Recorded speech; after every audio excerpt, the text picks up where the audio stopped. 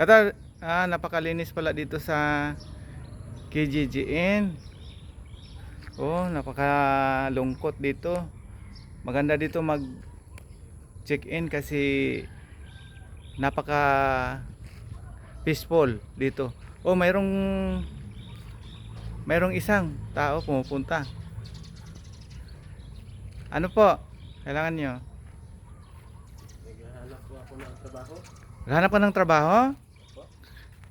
Wala namang trabaho dito eh. Busy kami. Mayroon kaming pasok. So, Ang bili lang po ng bigas. ganun ba?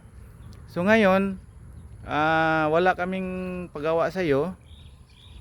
Mayroon na lang akong request sa'yo kung ano bang habit mo or talento nga mayroon ka kasi bibigyan na lang kita ng pera pang bili ng pangailangan mo. So anong mayroon ka? Anong sayaw o mayroon ka ba? Meron po. Yung tinikling. Mayroon kang tinikling. Sige, paano pa sayaw ng tinikling? Ganon. Ganito po. Sige pa, lakasan mo.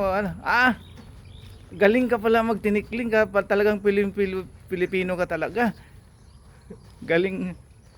So ngayon, bibigyan kita ng pera. Ito yung pera na ibigay ko sa iyo para pang bili ng pangailangan mo dahil marunong kang magtinikling. Salamat po. Sige.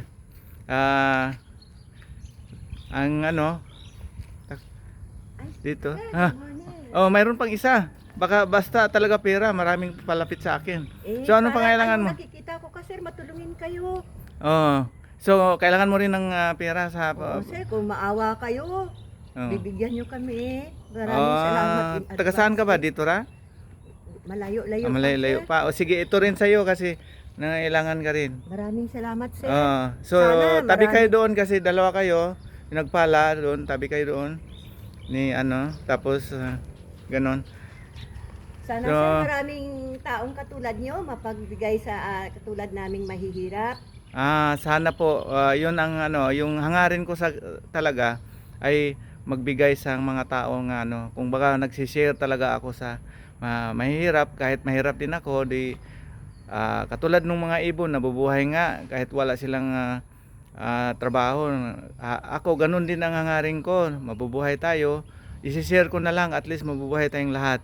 So anong masasabi niyo, mabuhay ang katulad ko? Yes sir. Sige. Maraming salamat ni sir. Maraming Malaking salamat. tulong sa amin to, sir. Salamat talaga, mabuhay at saka gawin yun sa pamilya nyo yan. Good morning. Maraming